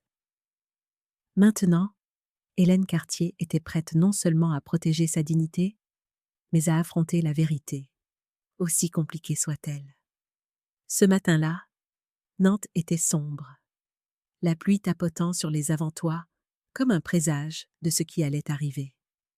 J'ai posé une théière de menthe sur la table et je me suis ressaisie. À 9 heures précises, la sonnette a retenti. Raoul Navarro est apparu. Manteau brun foncé encore moucheté de pluie, sac en cuir sur l'épaule, silhouette élancée, yeux perçants, comme quelqu'un habitué à marcher sur la ligne entre la vérité et le mensonge. Juste derrière lui se tenait Jonas Pierre, portant un dossier et un carnet. « Merci d'avoir accepté de nous rencontrer, » dit Raoul, d'une voix chaude et basse. « Je promets de ne vous montrer que ce que vous devez voir. Le reste, c'est à vous et à votre avocat de décider. » J'ai hoché la tête et j'ai fait un geste pour qu'il s'assoie. « Parlez franchement, je suis trop vieille pour avoir peur de plus. » Raoul a ouvert son sac et en a sorti un dossier épais, maintenu par un élastique. Il a retiré l'élastique et a tourné la première page.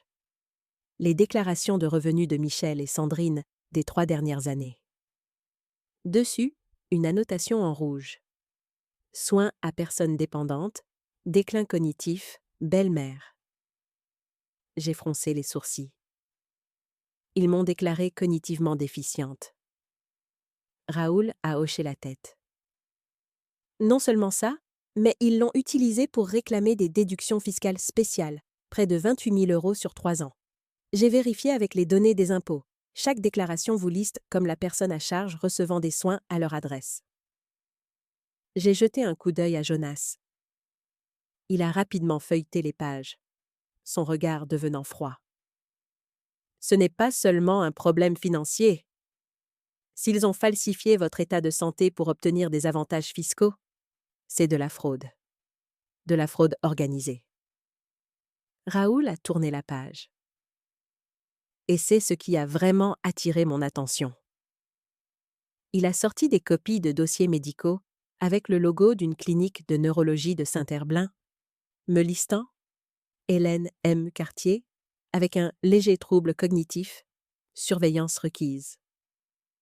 J'ai failli être anesthésiée. Je n'y suis jamais allée. Je n'ai jamais eu d'examen neurologique. Raoul a hoché la tête. Je sais. J'ai vérifié les registres des caméras de l'assurance maladie. Aucune image de vous ne correspond à cette patiente. Et la date du rendez-vous, le 13 février, correspond au matin où vous étiez à la banque. Jonas a serré la main. Un dossier médical falsifié, une signature de médecin falsifiée, c'est suffisant pour constituer un délit d'abus de faiblesse sur personne âgée. Je suis restée immobile, la gorge sèche. Chaque page qu'il montrait était comme une coupure lente et précise, à travers les dernières illusions que j'avais sur la famille. Raoul a sorti une clé USB et l'a branchée sur son ordinateur portable. Cette partie, vous devriez la voir de vos propres yeux. À l'écran, un blog caché est apparu. Domaine simple, soinspourmamère.net.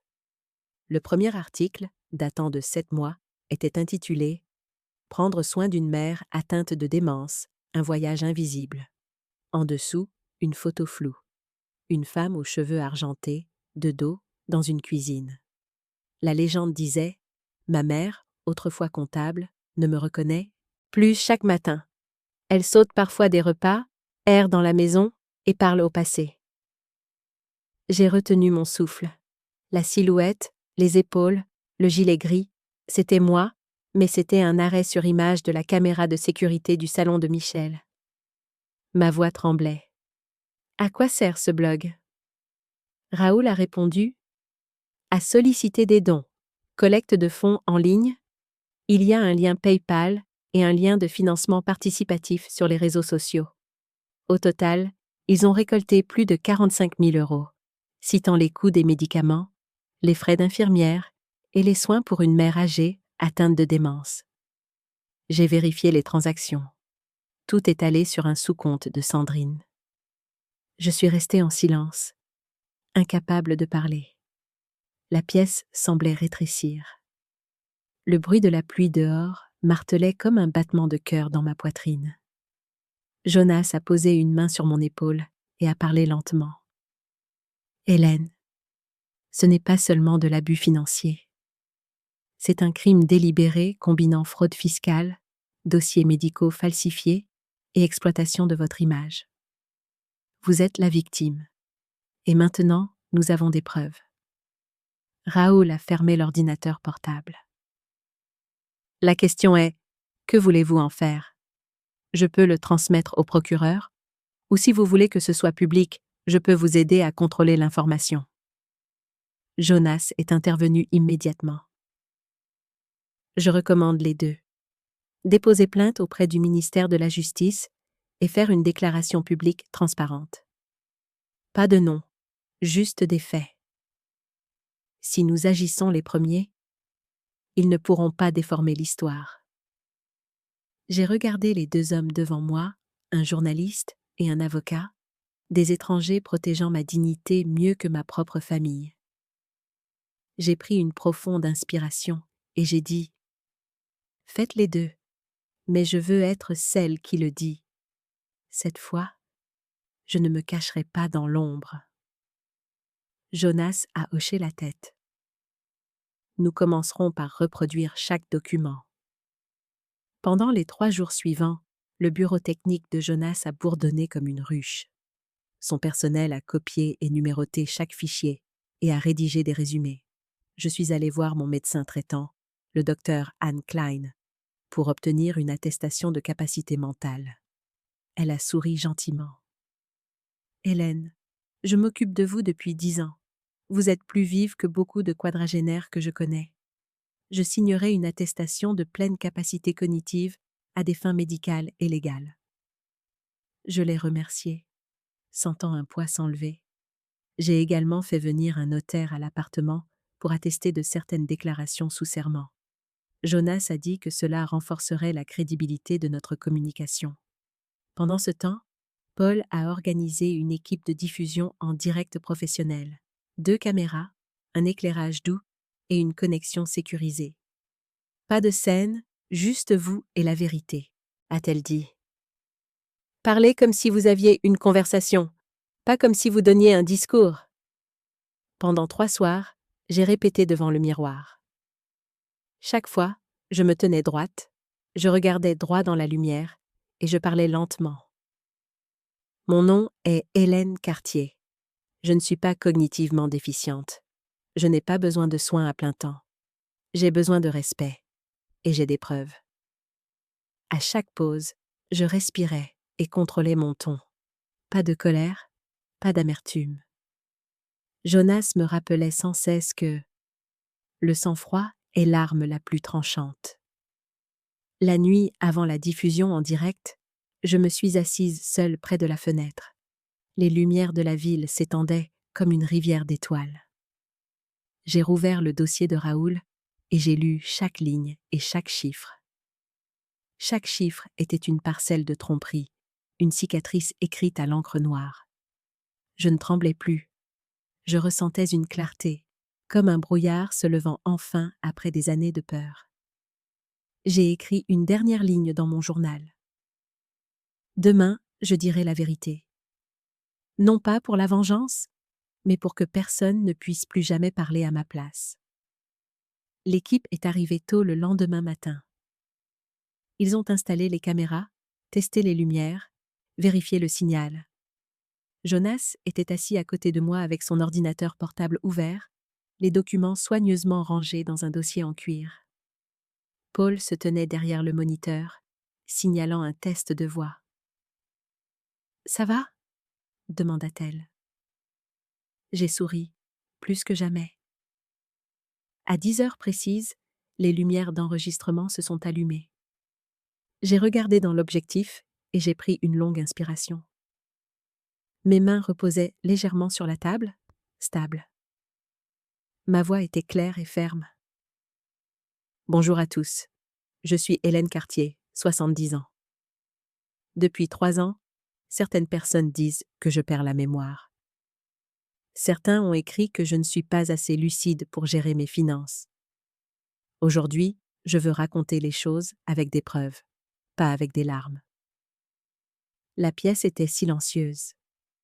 La lumière tombait sur mon visage et se reflétait dans mes yeux calmes. Je n'étais plus la mère poussée dans la nuit, plus la femme âgée qui a besoin de soins.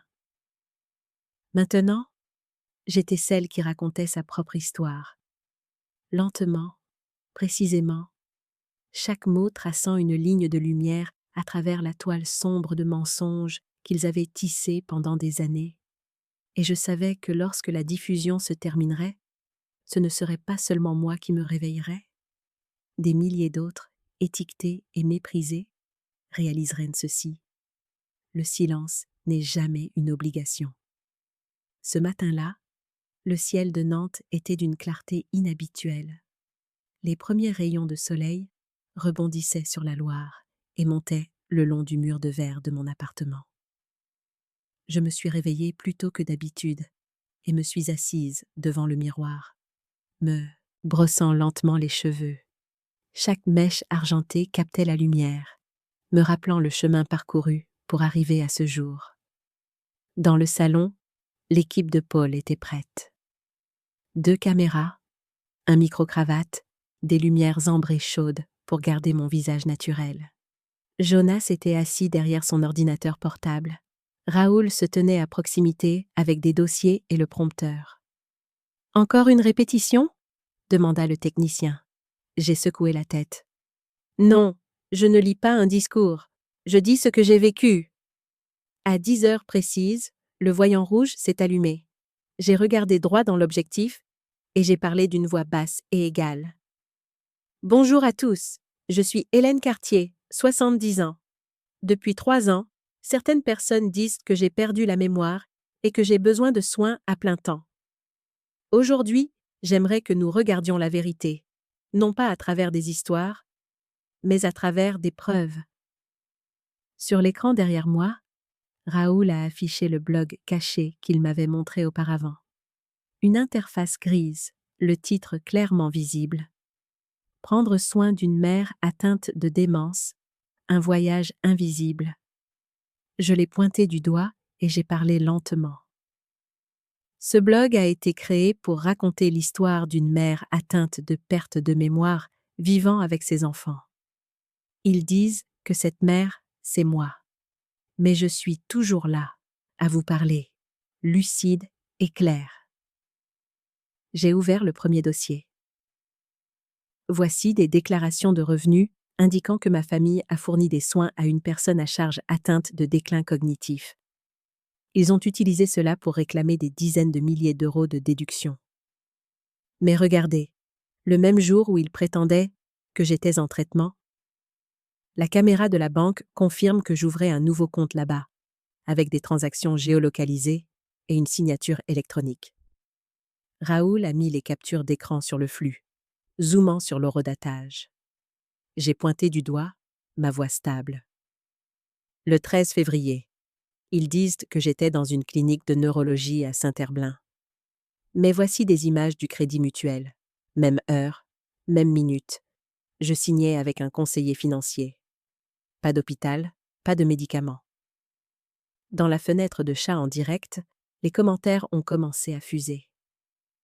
Mon Dieu, c'est horrible. Incroyable. Elle est si forte. défilant plus vite que je ne pouvais lire.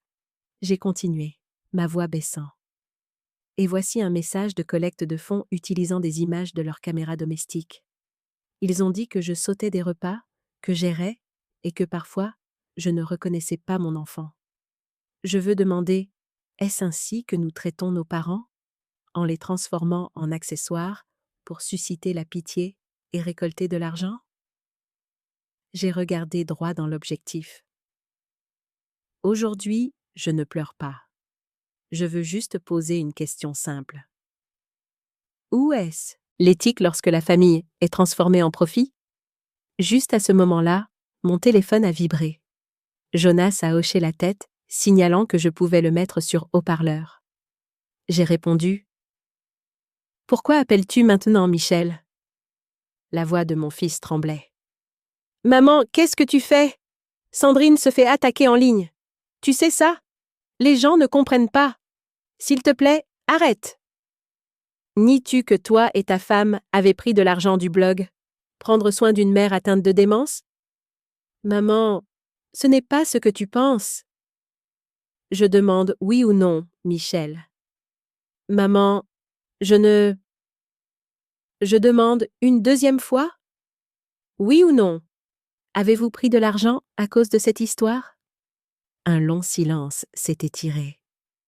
J'ai entendu une respiration lourde, puis une dispute à l'autre bout. La voix stridente de Sandrine a coupé. Tu détruis la réputation de la famille? Tu ne sais même pas ce que tu fais. On essayait seulement d'aider. J'ai articulé chaque mot, gardant ma voix basse et égale. Le 15 mars, tu as publié que je m'étais effondrée dans la salle de bain et que j'avais été emmenée aux urgences. Mais ce jour-là, j'étais au bureau d'investissement de la Société Générale, signant une restructuration de portefeuille d'obligations. J'ai le reçu du rendez-vous, des photos et la confirmation du personnel. Veux-tu que je le mette à l'écran? Silence de mort. J'ai regardé droit dans l'objectif, le téléphone toujours à la main. Je demanderai une dernière fois, oui ou non? À l'autre bout, Michel a parlé doucement, presque dans un murmure. Oui, mais maman, on a juste... Je l'ai coupé. Merci, c'est suffisant. Jonas a fait signe de couper le son. J'ai posé le téléphone sur la table, j'ai pris une profonde inspiration et j'ai fait face à la caméra à nouveau. Vous l'avez entendu? Je ne cherche pas la pitié. Je veux juste dire ceci. Quand quelqu'un profite sous l'étiquette de soignant, ce n'est plus de la famille, c'est de l'abus. Le panneau de commentaires en direct a explosé. Les messages affluaient. Oh mon Dieu, je pleure. Ma belle-fille a aussi volé l'argent des allocations de ma mère? Madame Hélène, merci de parler pour nous. J'ai continué jusqu'à la fin, ma voix stable plutôt que forte. Demain, mon avocat, maître Jonas Pierre, déposera le dossier complet. Déclaration de revenus, documents médicaux falsifiés et preuves du blog de collecte de fonds auprès de 3 instances, les services fiscaux, le département des affaires sociales et le bureau du procureur du tribunal de grande instance de Nantes. Nous ne cherchons pas la vengeance. Nous voulons la transparence et la justice pour les personnes âgées exploitées sous le déguisement de l'amour. Derrière la caméra, Raoul a signalé qu'il avait envoyé le dossier numérisé aux 3 agences via un système crypté sécurisé. J'ai vu les lumières du studio scintiller sur ses lunettes, froides et brillantes comme la conviction. J'ai fermé le dossier et j'ai souri légèrement. J'espère que ceux qui regardent aujourd'hui, quiconque a vécu quelque chose comme ça, comprendront que parler ne vous rend pas faible. Cela prouve que vous avez encore le courage de vous accrocher à votre nom. La musique de fin est montée. Jonas a coupé le micro et Paul s'est approché doucement. Tu as été exceptionnelle, Hélène. Tout était clair. Pas une seule ligne insultante. Les médias ne pourront pas le déformer. Raoul m'a regardé, sa voix rauque d'émotion. Vous devriez savoir que pendant la diffusion en direct, ce canal de dons a été verrouillé par la plateforme. Ils ont vérifié et gelé le compte au nom de Sandrine. Plus de 45 000 € sont maintenant bloqués. Je suis restée silencieuse quelques secondes, puis j'ai simplement dit « Merci, Raoul ».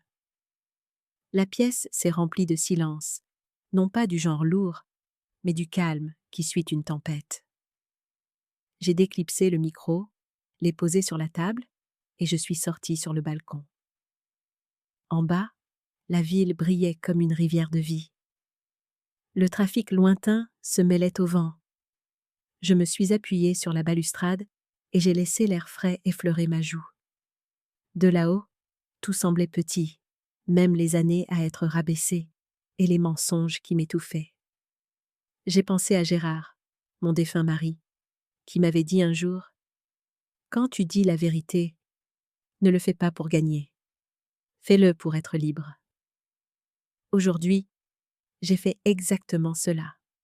À l'intérieur, je ne ressentais aucune colère, seulement de la clarté. Je ne savais pas ce que les tribunaux décideraient demain, ni ce que les médias écriraient, mais je savais qu'à partir de ce moment, un nouveau chapitre avait vraiment commencé. Hélène Cartier, autrefois qualifiée de sénile, dépendante, inutile, se tenait maintenant dans la lumière, détenant la vérité, un sourire tranquille sur les lèvres. La nuit de Nantes semblait plus paisible que d'habitude. Et pour la première fois depuis des années, l'avenir ne me faisait pas peur. Le matin, après la diffusion en direct, je me suis réveillée avec un sentiment inhabituel, pas exactement du soulagement, plutôt comme l'air après une tempête, pur, mais sentant encore légèrement la pluie.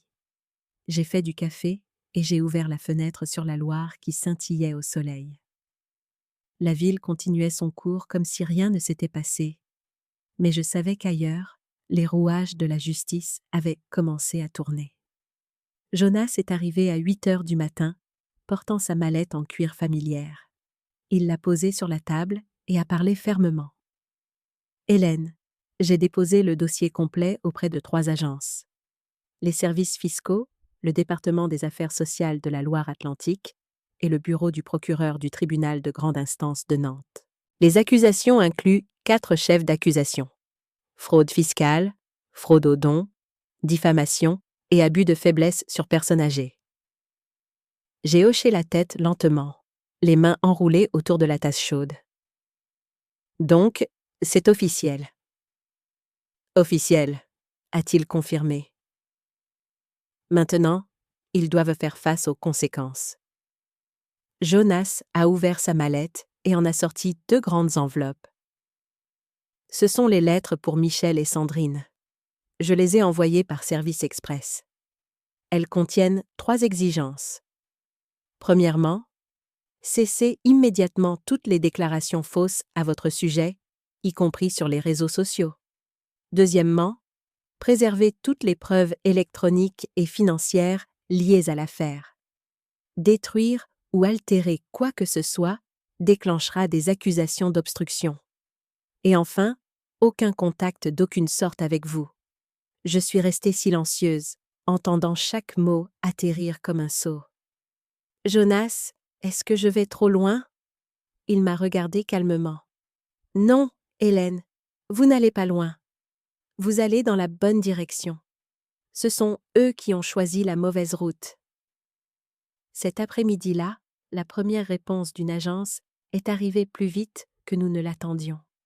Un email des services fiscaux avec le sujet en gras « Examen préliminaire initié. Numéro de dossier 8-416-21-RC. » Ils ont officiellement ouvert une enquête administrative et ont temporairement suspendu les codes de déduction du couple pour examen. En même temps, le département des affaires sociales a confirmé la réception du dossier de suspicion d'abus de faiblesse sur personne âgée et a commencé à retracer le bloc de dons. Jonas a lu le dernier paragraphe à voix haute, l'air presque satisfait. Étant donné la nature publique de cette affaire, nous prioriserons l'examen pour protéger le lanceur d'alerte légitime. Je me suis penchée en arrière, ressentant un mélange de soulagement et de tristesse. Il était toujours mon fils, après tout. Mais entre la tristesse et le pardon se trouve une distance que seule la vérité peut franchir. 3 jours plus tard, Michel a appelé. Sa voix était fatiguée, manquant de sommeil. « Maman, nous avons été mis à pied. L'entreprise dit qu'elle doit revoir l'éthique professionnelle. Sandrine est mise à l'écart. Nous avons tout perdu. » Je suis restée silencieuse quelques secondes, puis j'ai parlé doucement. « Michel, je t'ai dit que chaque action a un prix. Engage ton propre avocat et assume tes responsabilités. Je ne peux pas porter tes erreurs pour toi. »« Maman, tu ne vas pas abandonner l'affaire ?» J'ai regardé par la fenêtre où la lumière dansait sur l'eau. « Non, mon fils. Je ne le ferai pas. Mais je laisserai la justice décider, pas la colère. » Silence sur la ligne pendant un long moment. Juste un léger soupir. Puis, l'appel s'est terminé. Le lendemain, des journalistes se sont rassemblés devant l'immeuble. Paul a appelé à l'avance. J'ai arrangé un créneau horaire sur seulement quelques grands médias. Ils veulent filmer dans l'appartement, mais vous pouvez refuser toute question sensible. Quand les caméras ont tourné, j'étais assise dans le salon avec le ciel derrière la vitre. Le présentateur a demandé « Regrettez-vous d'avoir mis cela en lumière ?» J'ai répondu calmement « Personne ne devrait regretter de dire la vérité. Je n'ai nommé personne. Je parle d'indépendance financière et de limites respectueuses, des choses que chaque personne âgée a le droit de conserver. » L'interview s'est terminée rapidement. Pas de larmes, juste une voix mesurée et des yeux qui ne tremblaient plus. Mais comme Jonas l'avait prédit, Sandrine n'est pas restée inactive. 2 jours plus tard, elle a posté une vidéo de 7 minutes sur son téléphone, pleurant et disant que j'avais été manipulée. Que ma belle-mère avait oublié les fois où je m'étais occupée d'elle et avait oublié l'amour de sa famille. Le clip s'est propagé rapidement, mais cette fois, Internet a répliqué avec force.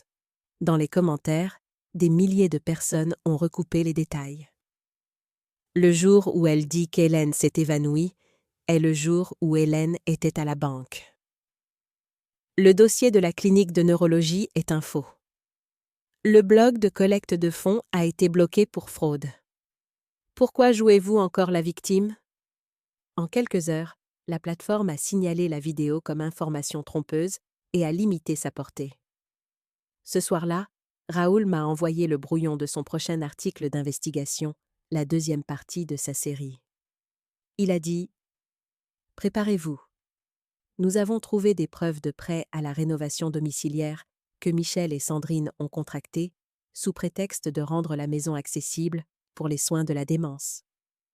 En réalité, l'argent a payé des sacs de créateurs, des vacances et un séjour dans un complexe hôtelier à Marbella. » J'ai lu les premières lignes, me sentant à la fois triste et fatiguée. Derrière le vernis des soins aux parents, des prêts préférentiels ont été exploités comme un onglet de luxe. Quand la compassion devient de la paperasse pour les impôts, nous devons nous demander « Que reste-t-il de la famille ?» Raoul a promis de publier l'article le jour de l'audience préliminaire. Jonas a confirmé que notre dossier avait été transféré au tribunal de grande instance. Il a passé 3 jours à organiser une chronologie claire sur 5 ans, arrangeant chaque preuve en séquence. Parole, action, argent et réponse. Pas besoin de raconter une longue histoire, a-t-il dit. Juste de la clarté. Le matin de l'audience, je portais le tailleur gris fumé avec mon écharpe en soie violette familière. Jonas marchait à côté de moi, aussi calme que s'il s'agissait d'une réunion de routine. La petite salle d'audience était éclairée d'une lumière blanche. La juge, une femme d'environ 60 ans, avait un regard stable.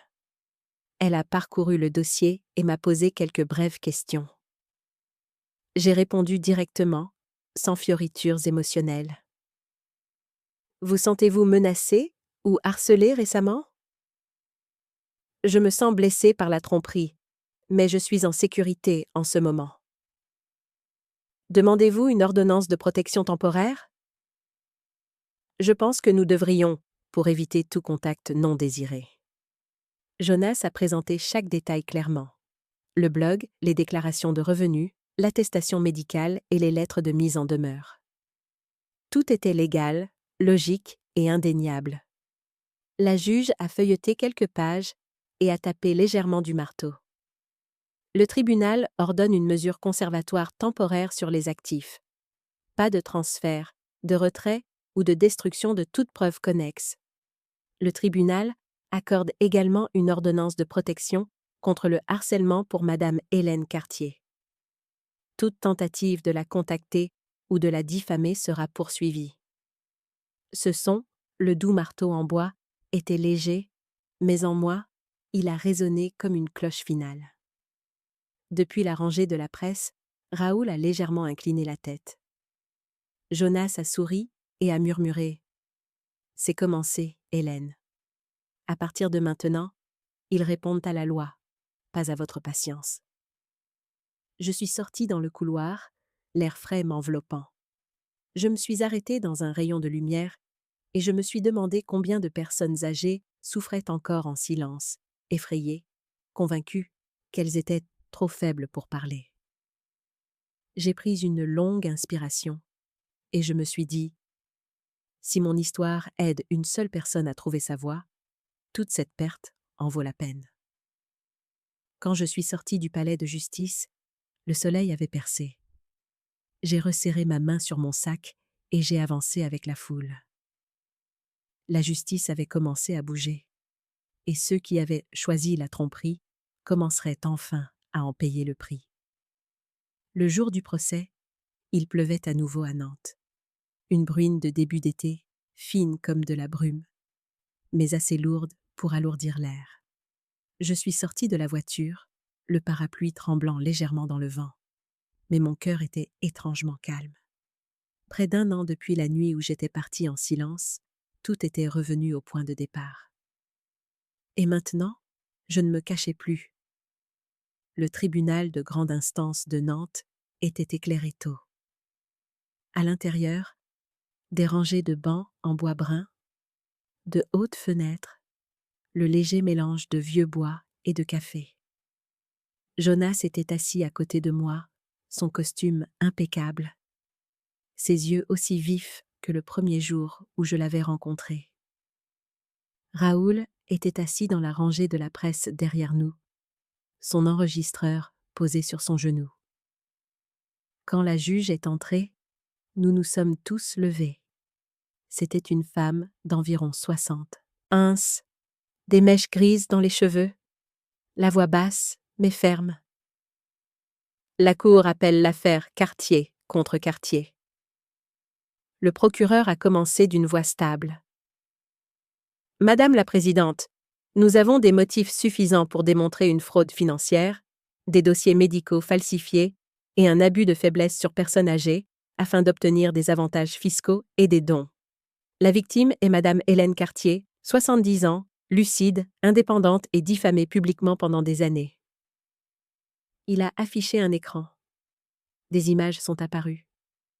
Le blog « Prendre soin d'une mère atteinte de démence ». Des légendes plaintives. Une photo floue de moi dans la cuisine.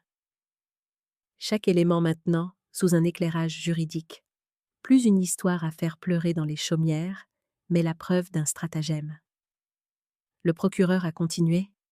Nous soumettons les déclarations de revenus des prévenus. Ils ont réclamé des déductions pour les soins à une personne à charge atteinte de déclin cognitif, totalisant plus de 28 000 € d'avantages fiscaux. De plus, ils ont créé un bloc de collecte de fonds qui a rapporté plus de 45 000 €. L'écran a fait défiler des relevés bancaires montrant des transferts sur le sous-compte de Sandrine. Sa voix est restée égale. Tous les fonds ont abouti à un seul endroit et il n'y a aucune preuve que Madame Hélène ait jamais reçu le traitement neurologique qu'il prétendait. L'avocat de la défense a essayé de garder son sang-froid, mais sa voix a vacillé. C'est un malentendu. Mes clients ont seulement cherché les avantages fiscaux disponibles parce que Madame Cartier vivait avec eux. Le blog était l'idée de Sandrine, de nature humanitaire. Pas trompeuse. La juge a haussé un sourcil. Pas trompeuse? Comment expliquez-vous une ordonnance au nom d'Hélène Cartier pour du donépésil 10 mg, un médicament contre la maladie d'Alzheimer, alors que le médecin de famille a confirmé ne l'avoir jamais prescrit? Silence. Le procureur a appelé le premier témoin, le docteur Anne Klein. Elle a pris la barre, la voix sûre et douce. Je suis le médecin traitant de Madame Cartier depuis 10 ans. Elle ne montre aucun signe de trouble cognitif. Je n'ai jamais signé aucun document autorisant le contrôle des soins ou la prise de décision par d'autres. Le deuxième témoin était mon ancienne voisine, Evelyne, qui vivait à côté de la maison de Michel. Elle a témoigné: Madame Hélène marchait tous les matins, conduisait encore pour aller à l'épicerie, lisait le journal, utilisait un iPad. Je n'ai jamais vu de signe de perte de mémoire, mais j'ai une fois entendu Sandrine dire à une amie: « Attends qu'elle soit un peu plus faible. Tout sera plus facile. » Je m'en souviens parce que ça m'a donné des frissons. La salle d'audience s'est agitée. Sandrine gardait la tête baissée. Puis Jonas s'est levé, calme et tranchant. Madame la présidente, voici la fiducie créée par le défunt Gérard Cartier, le mari de ma cliente. En vertu de celle-ci, la maison qu'occupent Michel et Sandrine est légalement la propriété de Madame Hélène Cartier. Le fils ne peut y résider qu'avec sa permission. La propriété n'est pas un bien de la communauté conjugale et ne peut être utilisée pour des déductions ou comme garantie. Il a fait une pause pendant que la juge parcourait les clauses. Sa voix a porté: « Toutes les dispositions sont valides. La propriété légale appartient à la plaignante. » La défense a insisté. Sandrine s'est levée, les yeux rouges. « J'ai tout fait parce que je l'aime. Elle était seule. J'avais peur qu'elle oublie ses médicaments, qu'elle oublie de manger. Je n'ai jamais pensé que ce serait mal compris. » Le procureur a immédiatement diffusé de vieux clips sociaux où Sandrine avait ri lors d'une fête en disant: « Les aînés appartiennent là où est leur place. Les maisons de retraite. » Sa voix a résonné dans la salle d'audience, se mêlant au rire de ses amis. La température semblait chuter. La juge a demandé froidement: « Vous appelez ça de l'amour ?» Sandrine s'est figée. Michel a pris la barre ensuite, les joues creuses, les mains tremblantes. Le procureur a demandé directement: « Saviez-vous que les fonds des dons étaient déposés sur le compte de votre femme ? » J'ai juste signé quand elle a dit que c'était pour maman. Je ne savais pas que ça irait aussi loin. Mais avez-vous utilisé ces fonds pour des dépenses personnelles ? Silence. Le procureur a répété: « Oui ou non, monsieur Cartier ?» Michel a baissé la tête, la voix brisée. « Oui ?» La salle est devenue silencieuse. J'ai baissé les yeux, ni triomphante, ni en colère, juste envahie par une tristesse tranquille. À 15 heures, la juge a rendu la sentence. Calme mais ferme. Le tribunal déclare le prévenu Michel Cartier coupable de complicité de fraude fiscale et d'abus de faiblesse sur personne âgée. Peine: 2 ans de probation, une amende de 20 000 € et 600 heures de travaux d'intérêt général dans un centre communautaire pour personnes âgées. La prévenue Sandrine Cartier est coupable de fraude organisée, de falsification de dossiers médicaux et de diffamation. Peine: 36 à 42 mois de prison, une amende supplémentaire de 75 000 € et une restitution complète des dommages matériels et moraux à la victime. Elle a continué. Le tribunal ordonne le remboursement de tous les gains mal acquis, des excuses publiques à la plaignante et la suppression de tout contenu faux en ligne. L'ordonnance de conservation des actifs et l'ordonnance permanente anti-harcèlement restent en vigueur. Le marteau est tombé, court, mais il a résonné comme un point final à une longue phrase. Jonas s'est penché et a murmuré: « Vous avez prévalu, Hélène. Non pas par la colère, mais par la vérité. » J'ai souri faiblement. « Non, Jonas, je n'ai pas prévalu. J'ai juste repris mon nom. » Lorsqu'on m'a donné la chance de faire une déclaration finale, je me suis levée, les mains tremblant légèrement. la voix claire. Je ne demande pas un fils parfait. Je demande la vérité et le respect. L'amour ne peut exister sans les deux. Personne n'a parlé. Sandrine sanglotait. Michel baissait la tête tandis que des larmes coulaient. Je les ai regardés, sans blâmer ni pardonner. En moi, le vieux cordon qui nous liait avait été coupé, doucement, mais complètement. Dehors, le vent portait l'odeur de la pluie et de la lumière du début d'après-midi. Je me suis arrêtée sur les marches du palais de justice, inspirant, les yeux levés vers un ciel qui s'éclaircissait. Les nuages se séparaient, comme si Nantes elle-même exhalait avec moi. Jonas a dit « Maintenant, vous pouvez vivre pour vous-même. » J'ai hoché la tête en souriant. Je sais, et j'ai déjà un plan. J'ai sorti mon téléphone et j'ai composé le numéro de Paul. Sa voix joyeuse a éclaté. « Hélène, je viens d'apprendre. Ça va ?»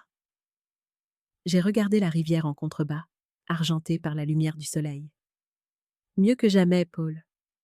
Il est temps de signer pour cette petite maison au bord de la rivière. » Elle a semblé surprise. « Laquelle ? Qu'allez-vous faire ?» J'ai souri, d'une voix légère mais sûre. « Ouvrir un cours de danse pour la vie après 70 ans. La vie est encore longue et je veux encore faire quelques pas de plus. » À l'autre bout, Paul a ri de joie. J'ai refermé mon téléphone et j'ai descendu les marches du palais de justice. Il bruinait encore, mais pour moi, c'était une pluie de commencement. Je ne suis plus celle qu'on appelle sénile, un fardeau ou une dette à garder. Je suis Hélène Cartier, une femme qui a reconquis son nom, sa dignité, et qui, une fois de plus, écrit la suite de sa vie avec des mains qui peuvent trembler, mais qui sont stables. 6 mois après le procès, Nantes semblait plus chaude. La brise le long de la Loire était aussi douce qu'une main, lissant l'air, parfumée d'herbes fraîches et de lavande des jardins de l'île de Versailles. Je vivais toujours dans le même appartement-terrasse, mais je n'étais plus seule. Chaque matin, le petit bureau en dessous de mon immeuble s'illuminait tôt, avec une nouvelle plaque en laiton sur la porte. Fondation Hélène Cartier pour la dignité des aînés. L'idée venait de Jonas. Il avait dit « Vous n'avez pas gagné seulement pour vous, Hélène. Votre histoire est le début de quelque chose de plus grand. Si vous êtes d'accord, nous pouvons créer une fondation pour aider les gens qui étaient là où vous étiez. » J'ai accepté sans hésiter. Au cours des 6 derniers mois, nous l'avons bâti avec les restitutions et les rendements de mes investissements de longue date.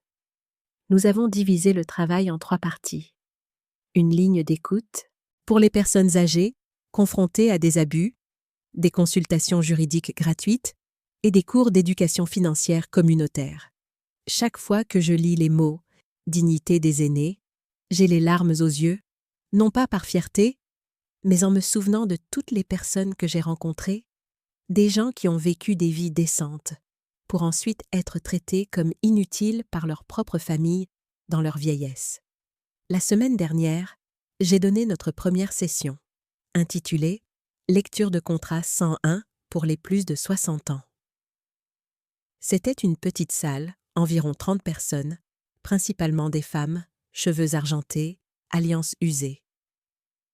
J'ai commencé avec quelque chose de simple, mais honnête. Je pensais que le silence était sage. Maintenant, je sais que le silence a été le prix le plus cher que j'ai jamais payé. La salle est devenue complètement silencieuse. Puis, une femme plus âgée a levé la main, la voix tremblante. « On m'a forcée à céder ma maison. Merci de m'apprendre à demander pourquoi. » Je suis descendue de l'estrade et je lui ai tenu la main en demandant « C'est votre droit. Personne ne nous aime au point de vouloir que nous restions illettrés. » Ces cours sont devenus le point culminant de ma semaine. Pas bruyant, pas glamour, juste des personnes âgées apprenant à se tenir droite grâce à la compréhension. Mon appartement-terrasse est maintenant plein de fleurs. Des bouquets d'inconnus, des marguerites, des lys, de la lavande. Chaque carte est un remerciement manuscrit d'une écriture tremblante. Grâce à vous, j'ai eu le courage d'appeler la police. Après votre diffusion en direct, j'ai fermé mon ancienne carte bancaire. Vous m'avez aidé à croire qu'à 75 ans, je peux encore tout recommencer. Parfois, je reste là à les regarder, silencieuse. Non pas parce que je me sens adorée, mais parce que c'est vrai. Quand une voix ose parler, des centaines d'autres suivront. Un matin du début de l'automne, j'ai reçu une lettre manuscrite.